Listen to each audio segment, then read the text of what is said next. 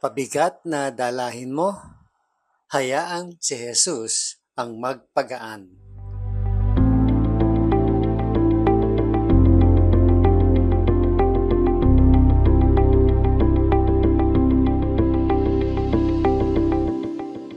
Kamusta po kayo? Pastor Arnold po. Hindi ko alam kung ano ang kabigatan na dala mo. Hindi ko alam kung ano ang nagpapahirap sa iyo. Pero alam ko ang sagot.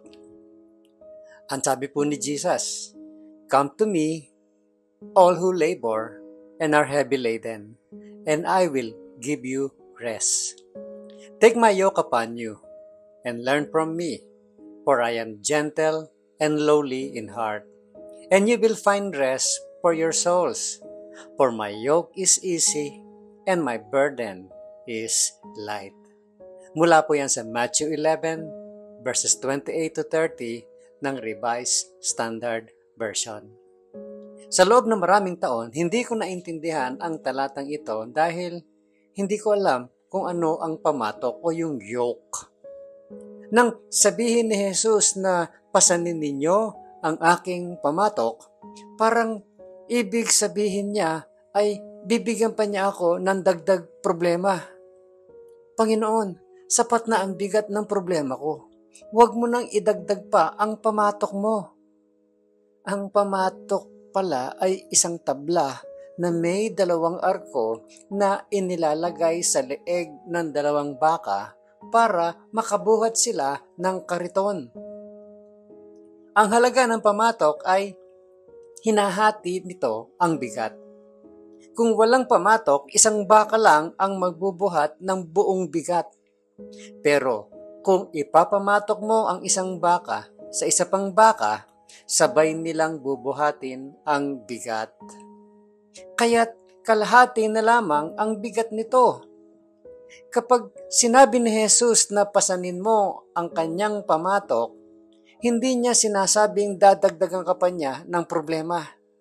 Wala namang problema si Jesus. Ang ibig niya sabihin ay tutulungan kanyang dalhin ang iyong problema. Ipapasan niya ang iyong pabigat. Sasamahan ka niya sa iyong stress at dadalhin ito kasama mo. Wow! Gumamit siya ng 3 pandiwa o verb sa talatang ito. Yung come, learn, at saka take. Lumapit, matuto, at pasanin. Sabi ni Jesus, lumapit ka sa akin, come to me, makipag-team up ka sa akin. Tapos sabi niya, matuto, learn from me, matuto kang kung paano ko ginagawa ito. At pagkatapos, pasanin mo ang mas magaan na pamatok. Makakabawas ito sa iyong stress. Mas mapapadali ang iyong paglalakbay. Kapag kapamatok mo si Kristo, sabay kayong kikilos sa parehong direksyon at parehong bilis at tamang direksyon at tamang bilis. Think about this, my friend. How difficult is it for you to accept help from someone who wants to share your burdens and make it easier on you? Gaano kahirap para sa iyo ang tumanggap ng tulong mula sa iba na gustong magpabawas ng iyong pabigat? Pag-isipan niyo po yan. Madali ba o mahirap para sa iyo? Pangalawa, do you have people in your life who are willing to do that for you? How are you offering yourself to others to help reduce their stress? May mga tao ba sa buhay mo na handang gawin ito para sa iyo? Ikaw naman, paano mo inaalok ang iyong sarili sa iba para mabawasan naman ang kanilang stress? Just think about that. At ang panghuli, God already knows all about your stress. How will you show Him that you are ready to take on His yoke?